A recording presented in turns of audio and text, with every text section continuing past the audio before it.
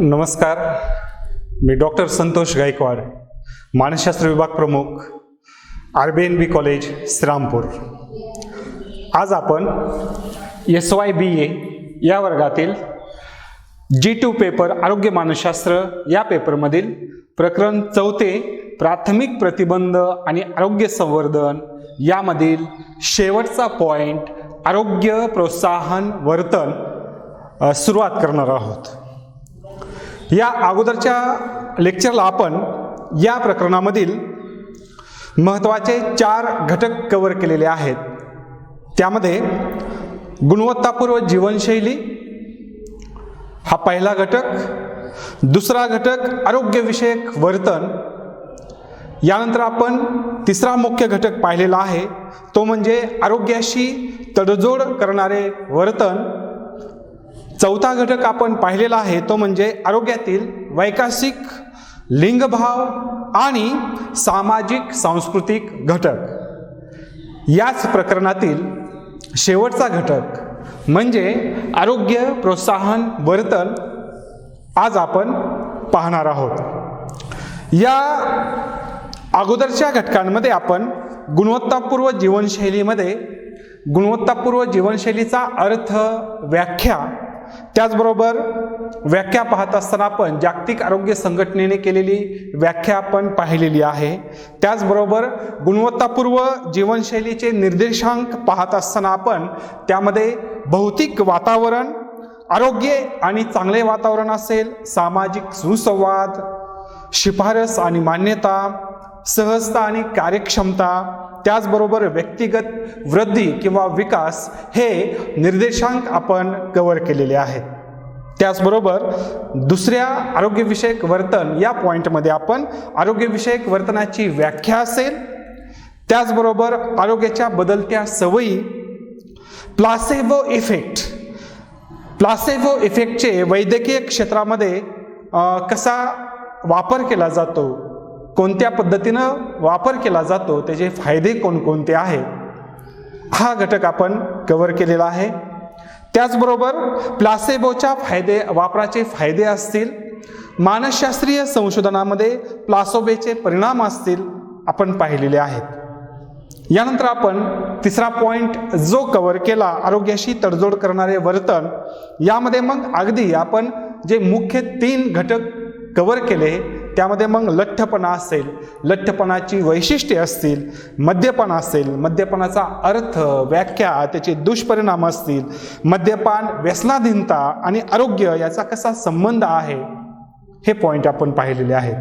त्याचबरोबर यामध्ये धूम्रपानाचा अर्थ, धूम्रपानाची व्याख्या, धूम्रपानाची साधने असतील, त्याचबरोबर धूम्रपान आणि आरोग्य, धूम्रपानाचा आरोग्यावरती होणारे दुष्परिणाम असतील.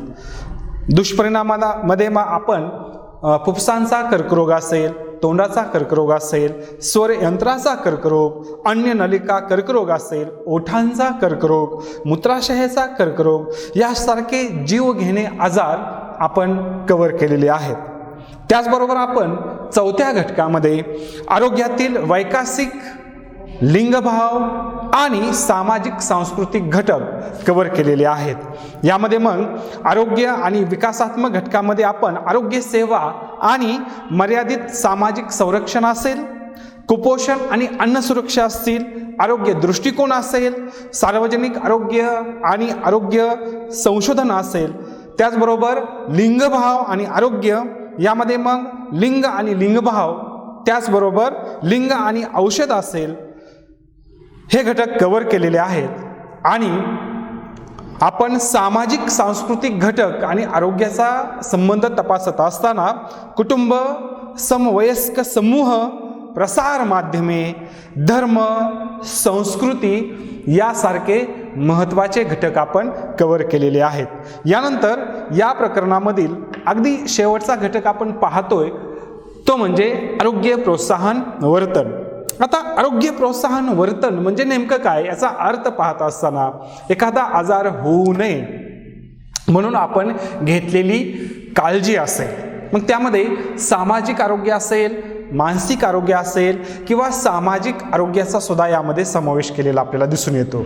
त्याचबरोबर कुपोषणामुळे होणारे मृत्यूचे प्रमाण कमी असणं किंवा मातृमृत्यूचं प्रमाण कमी असणं किंवा बालमृत्यूचे प्रमाण कमी करणं यासारख्या वर्तनाचा समावेश जो आहे तो आरोग्य प्रोत्साहन वर्तनामध्ये झालेला किंवा होताना आपल्याला दिसून येत आहे.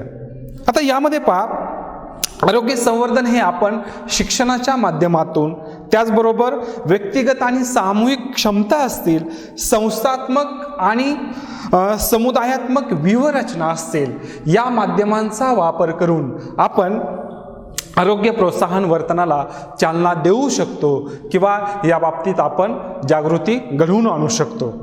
यामध्ये आरोग्य संवर्धनाचा मुख्य हेतू काय असेल तर आरोग्यावरती सकारात्मक परिणाम घडवून आणणं असेल. सकारात्मक परिणाम याचा अर्थ असा होतो की आरोग्याशी संबंधित जे काही घटक आहेत, ज्या काही गोष्टी आहेत, या गोष्टींचा आपल्या आरोग्यावरती जास्तीत जास्त सकारात्मक किंवा चांगला परिणाम कसा होईल याचा विचार करणं होय. मग अगदी यामध्ये जर विचार केला तर पौष्टिक आहारापासून ते अगदी आपल्याला असलेल्या रुटीनच्या सवयी या सगळ्या घटकांचा, गोष्टींचा समावेश जो आहे तो आपल्याला आरोग्य प्रोत्साहन वर्तनामध्ये करता येईल. यामध्ये अगदी व्यक्तीला खूप चांगल्या पद्धतीचं जीवन जर जगायचं असेल तर ज्या पद्धतीनं जागतिक आरोग्य संघटनेनं आरोग्याची व्याख्या केलेली आहे आणि त्या व्याख्येमध्ये त्यांनी असं म्हटलेलं आहे, व्यक्तीच्या जीवनातील सामाजिक सुस्थिती असेल किंवा शारीरिक आरोग्य असेल किंवा मानसिक आरोग्य असेल, या तिन्ही घटकांची सुस्थिती म्हणजे आरोग्य होय. या तिन्ही घटकांचा विचार जर आपण केला तर व्यक्तीला खूप चांगल्या पद्धतीचं जीवन जगण्यासाठी किंवा गुणवत्तापूर्व जीवन जगण्यासाठी या तिन्ही गोष्टी खूप महत्त्वाच्या आहेत. म्हणजे व्यक्तीची शारीरिक स्थिती, शारीरिक आरोग्य उत्तम असणं गरजेचं आहे, मानसिक आरोग्य उत्तम असणं, सुस्थिती असणं अत्यंत आवश्यक आहे. त्याचबरोबर व्यक्तीची सामाजिक आरोग्याची सुस्थिती सुद्धा उत्तम असणं अत्यंत आवश्यक आहे. म्हणजे हे तीन घटक जे आहे ते व्यक्तीला गुणवत्तापूर्व जीवन जगण्यासाठी, दीर्घायुष्य होण्यासाठी, चांगल्या प्रतीचं जीवन जगण्यासाठी हे तीन घटक किंवा या तीन घटकांची सुस्थिती अत्यंत महत्त्वाची आहे, हे जागतिक आरोग्य संघटनेनं स्पष्ट केलेलं आहे. मग या तिन्ही गोष्टींचा बॅलन्स करण्यासाठी किंवा सुस्थिती आणण्यासाठी आपल्याला काय करावं लागेल, कोणकोणत्या गोष्टी यामध्ये महत्त्वाच्या आहेत, तर आपल्याला त्यासाठी काही मुद्द्यांचा किंवा काही घटकांचा प्रामुख्याने विचार करावा लागेल. त्यामध्ये पहिला घटक जो आहे तो म्हणजे योग्य पद्धतीचा आणि योग्य वेळेस, योग्य प्रमाणात आहार घेणं. हा अत्यंत आपल्या जीवनातील आपल्या आरोग्याशी संबंधित असलेला किंवा जवळचा घटक आपल्याला सांगता येईल. कारण का आपल्या आहाराच्या पद्धतीचा, प्रमाणाचा आपल्या आरोग्यावरती डायरेक्ट परिणाम होतो. म्हणजे आपलं जर वर्तन या बाबतीत जर सदोष असेल, चुकीचं असेल, आपण चुकीचा आहार चुकीच्या पद्धतीनं चुकीच्या वेळेस जर घेत असू तर आपण स्वतःहून वेगवेगळ्या आजारांना आमंत्रण देत आहोत. ही गोष्ट जी आहे ती आपण समजून घेतली पाहिजे. म्हणजेच आपला आहार जो आहे तो समतोल पौष्टिक आहार असला पाहिजे. योग्य वेळेस, योग्य प्रमाणात आपण आहार घेणं अत्यंत आवश्यक आहे. मग त्या आहारामध्ये जर आपण योग्य पद्धतीनं, योग्य वेळेस पौष्टिक आहार जर घेतला तर खूप मोठमोठ्या आजारांपासून आपण वाचू शकतो किंवा त्यांना प्रतिबंध आपण घालू शकतो. अगदी साधारणपणे आपल्याला सांगायचं म्हटलं तर आपल्या आहारामध्ये अगदी मीठ, साखर असेल याचं प्रमाण जे आहे ते खूप कमी असणं आवश्यक आहे. म्हणजे त्याचं प्रमाण योग्य असलं पाहिजे. त्यामुळे सुद्धा आपण वेगवेगळ्या आजारांना आपल्यापासून दूर ठेवण्यामध्ये यशस्वी होऊ शकतो. जर साधारणपणे आपल्याला आहाराच्या चुकीच्या सवयी असतील तर मग आपण काय करतो, स्वतःहून वेगवेगळ्या आजारांना आमंत्रण देत असतो. आहाराच्या बाबतीत प्रामुख्याने जर विचार केला तर आहाराच्या बाबतीतले संस्कार जे आहे ते बालमनापासून त्या बालकावरती किंवा बालमनावरती आपण कुटुंबातूनच बिंबवले पाहिजेत. हा घटक खूप महत्त्वाचा आहे. कारण का बालवयामध्ये झालेले संस्कार जे आहेत ते किशोर वयामध्ये किंवा पुढच्या आयुष्यामध्ये त्या व्यक्तीच्या बाबतीत दिसून आलेले आहेत किंवा दिसून येतात, किंवा बाल मनावर झालेले संस्काराचा परिणाम जो आहे तो दीर्घकालीन असतो असं आपल्याला म्हणता येईल. म्हणजे जर आरोग्याच्या बाबतीत बालकांवरती, आहाराच्या बाबतीत बालकांवरती किंवा बालमनावरती आपण जर चांगल्या पद्धतीचे संस्कार अगदी लहानपणापासून जर केले तर त्याचा सकारात्मक परिणाम आपल्याला दिसून येईल, किंवा याची सवय किंवा योग्य आहाराची आणि योग्य प्रतीचा आहार असेल किंवा योग्य प्रमाणात आहार असेल किंवा योग्य वेळेस आहार असेल याची सवय जी आहे ती व्यक्तीला लागलेली दिसून येईल. आणि मग काय होतं तर आपलं आरोग्य जे आहे ते निरोगी, सक्रिय, सदृढ राहण्यासाठी मदत झालेली आपल्याला दिसून येईल. आपल्या निरोगी आरोग्याच्या बाबतीत जर विचार केला तर आहार जो आहे तो समतोल असणं अत्यंत महत्त्वाची गोष्ट आहे. ही विविध संशोधनावरून सिद्ध झालेला आहे. त्याचबरोबर दुसरा महत्त्वाचा मुद्दा आपल्याला आरोग्याच्या बाबतीत किंवा आरोग्य प्रोत्साहन वर्तनाच्या बाबतीत आपल्याला स्पष्ट करता येईल तो म्हणजे व्यायाम. व्यायाम हा जो घटक आहे, व्यायाम हे आरोग्य प्रोत्साहनपर वर्तन आहे असं आपल्याला म्हणता येईल. व्यायाम हा आपल्या आरोग्यावरती सकारात्मक परिणाम घडवून आणतो. इवन असं म्हणता येईल व्यायामाचा आपल्या शारीरिक आणि मानसिक आरोग्यावरती सकारात्मक परिणाम होतो. ही गोष्ट आपण अगदी लहानपणापासून बालकांच्या मनावरती बिंबवली पाहिजे आणि आपण ही समजून घेतली पाहिजे. म्हणजे आपल्या जीवनामध्ये एक महत्त्वाचा भाग म्हणून व्यायामाकडे आपण पाहिलं पाहिजे. यामध्ये पहा, व्यायामामुळे काय होईल तर सगळ्यात महत्त्वाची गोष्ट म्हणजे आपलं हृदय मजबूत होईल, आपली रक्ताभिसरण क्रिया जी आहे ती सुव्यवस्थित चालेल. त्याचबरोबर रक्तप्रवाह, शरीरात ऑक्सिजनची पातळी जी आहे ती समतोल राहील. आपण अगदी उत्साहामध्ये एखादं काम करू शकू. आपल्या शरीरावरती अनावश्यक चरबी वाढणार नाही. त्याचबरोबर आपण रुटीनची कामं खूप उत्तम आणि गुणवत्तापूर्वक करू शकू. इतका सकारात्मक परिणाम व्यायामाचा आपल्या आरोग्यावरती झालेला दिसून येतो. हे विविध संशोधनांनी सिद्ध झालेलं आहे. म्हणून व्यायाम हा जो आहे तो आरोग्य प्रोत्साहन वर्तन आपल्याला सांगता येईल. यामध्ये व्यायामामुळे अगदी आपलं मानसिक आरोग्य सुद्धा उत्तम राहण्यासाठी एक चांगली मदत होते. ज्या पद्धतीनं आपण उत्तम वाचन करतो त्याचा सकारात्मक परिणाम आपल्या मनावरती होतो, मानसिक आरोग्यावरती होतो. त्याचबरोबर व्यायामाचा परिणाम जो आहे तो शारीरिक आरोग्याबरोबर मानसिक आरोग्यावरही सकारात्मक झालेला विविध संशोधनांनी दिसून आलेला आहे. यामध्ये मग अगदी व्यायामामुळे चिंता असेल, नैराश्याची पातळी असेल, नकारात्मक मनस्थिती कमी करणं असेल, या सगळ्या गोष्टी ज्या आहे त्या कमी करून स्वतःची प्रशंसा आणि संज्ञात्मक कार्य सुधारून आपण आपलं मानसिक आरोग्य सुधारण्यासाठी याची मदत खूप चांगल्या पद्धतीनं झालेली आहे. हे वेगवेगळ्या संशोधनांनी सिद्ध करून दाखवलेलं आहे. त्याचबरोबर व्यायामामुळे आपली शरीरयष्टी सुधारेल. शरीरयष्टी जी आहे ती खूप चांगली उत्तम होईल. त्याचबरोबर आपण आपलं लैंगिक जीवन सुधारू शकतो, आयुष्यमान सुधारेल. त्याचबरोबर आयुष्याबद्दलची सकारात्मक म्हणजे आपला आशावादी दृष्टिकोन जो आहे तो वाढीस लागलेला आपल्याला दिसून येईल. त्याचबरोबर नियमित व्यायामामुळं चिंता असेल किंवा इतर आजार जे आहेत ते कमी होतील. आपण ताणतणाव मुक्त राहू. नियमित व्यायामामुळं आपला ब्रेन जो आहे तो जास्त सक्रिय होतो. हे वेगवेगळ्या संशोधनांनी सिद्ध झालेलं आहे. म्हणजे एकंदरीत या सगळ्या गोष्टी जर पाहिल्या तर व्यायाम हा जो आहे तो आरोग्य प्रोत्साहनपर वर्तन आहे. व्यायाम आपण आपल्या जीवनाचा एक अविभाज्य भाग करून घेतला पाहिजे. त्यामुळं ज्या पद्धतीनं जागतिक आरोग्य संघटनेनं सांगितलेले 3 घटक जे आहेत ते 3 घटक शारीरिक, मानसिक आणि सामाजिक आरोग्य सुस्थितीत ठेवण्यासाठी महत्त्वाची भूमिका पार पाडणारा एक घटक आहे तो म्हणजे व्यायाम. आपण आहाराचा जर विचार केलेलाच आहे, त्याचबरोबर व्यायामामुळे आपल्याला या तिन्ही गोष्टी ज्या आहेत त्या आपण तिन्ही गोष्टींचा बॅलन्स ठेवू शकतो, सुस्थिती आपण आणू शकतो. या दोन घटकांबरोबरच तिसरा महत्त्वाचा घटक आपल्याला कव्हर करायचा आहे, तो म्हणजे झोप किंवा निद्रा. ज्या पद्धतीनं आपल्याला आरोग्यासाठी योग्य आहार, योग्य व्यायाम महत्त्वाचा आहे, त्याच पद्धतीनं आपल्याला आपल्या जीवनामध्ये झोप किंवा निद्रा ही गोष्ट जी आहे ती तेवढीच महत्त्वाची आहे. हे अगदी वेगवेगळ्या संशोधकांनी ठासून सांगितलेलं आहे. म्हणजे झोप आपल्या शारीरिक आरोग्यामध्ये महत्त्वाची भूमिका बजावते. शारीरिक असेल, मानसिक आरोग्य असेल, झोप हा घटक हृदय आणि रक्तवाहिन्यांचा उपचार आणि प्रतिबंधात समाविष्ट आहे.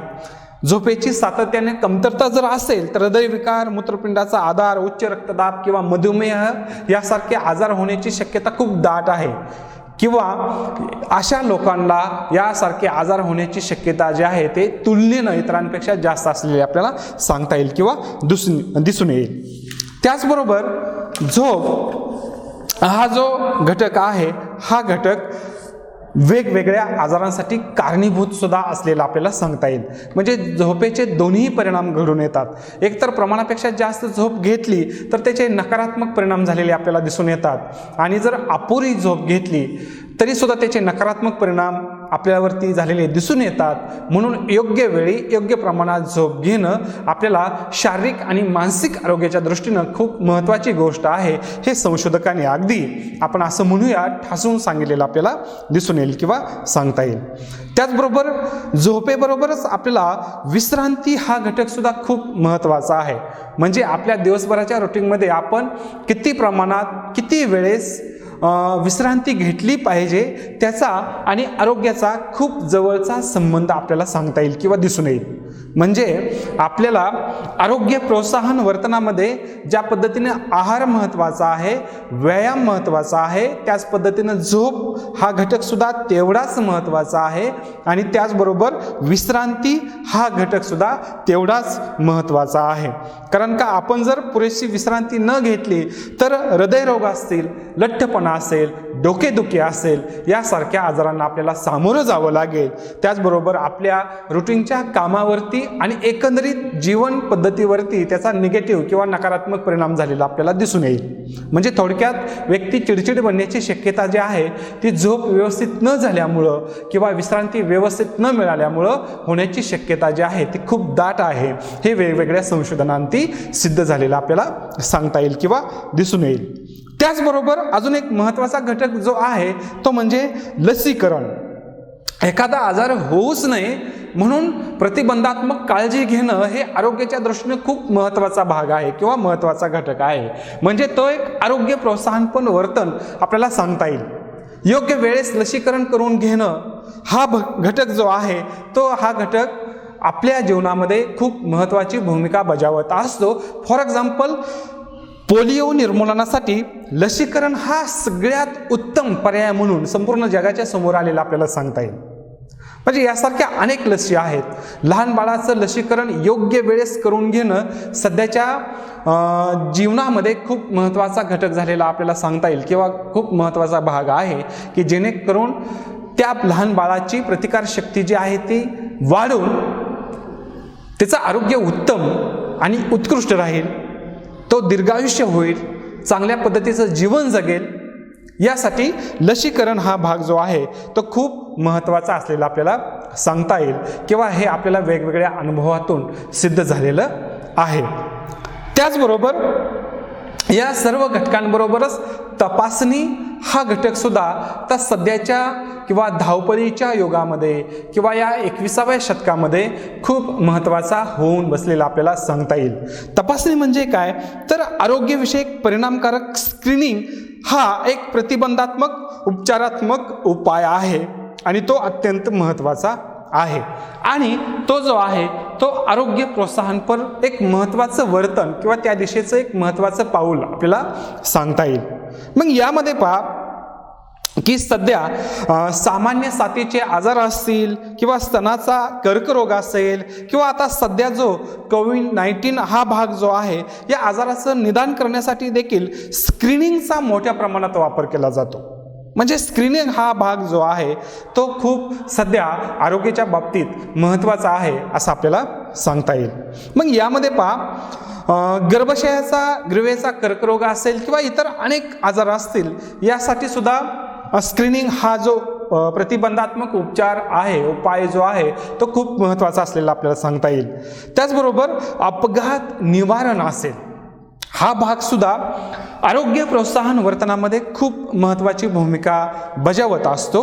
अपघात निवारण म्हणजे अपघात होण्यापूर्वी होणारी दुर्घटना जी आहे ती टाळण्यासाठी किंवा थांबवण्यासाठी केलेल्या वेगवेगळ्या योजना असतील, तयारी असेल, कृती असेल, याचा कृती म्हणजे अपघात निवारण होय.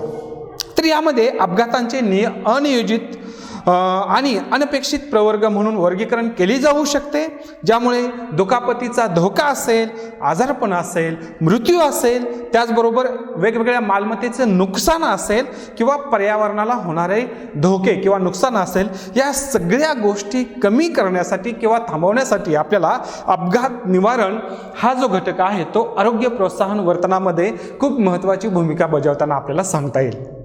म्हणजे ज्या पद्धतीनं आरोग्यासाठी संतुलित आहार महत्त्वाचा आहे, संतुलित व्यायाम महत्त्वाचा आहे, लसीकरण, तपासणी या गोष्टी महत्त्वाच्या आहेत, तेवढ्याच महत्त्वाच्या गोष्टीमध्ये आपल्याला अपघात निवारणाचा सुद्धा समावेश करता येईल.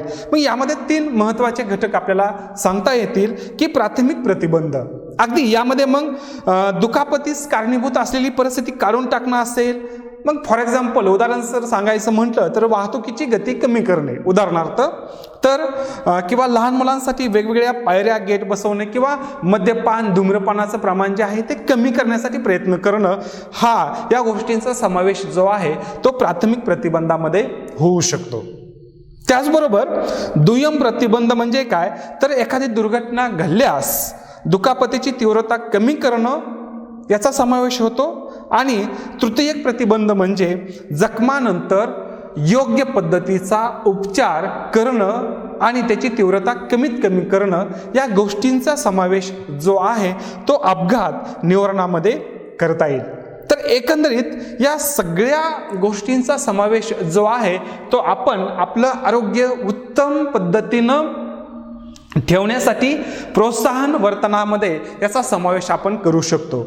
म्हणजे एकंदरीत या घटकामध्ये हा घटक जो आहे तो व्यक्तीच्या जीवनाचा एक अविभाज्य घटक म्हणून आपण याकडं पाहिलं पाहिजे. प्रत्येक व्यक्तीचा आरोग्याकडे पाहण्याचा दृष्टिकोन जो आहे तो सकारात्मक असला पाहिजे.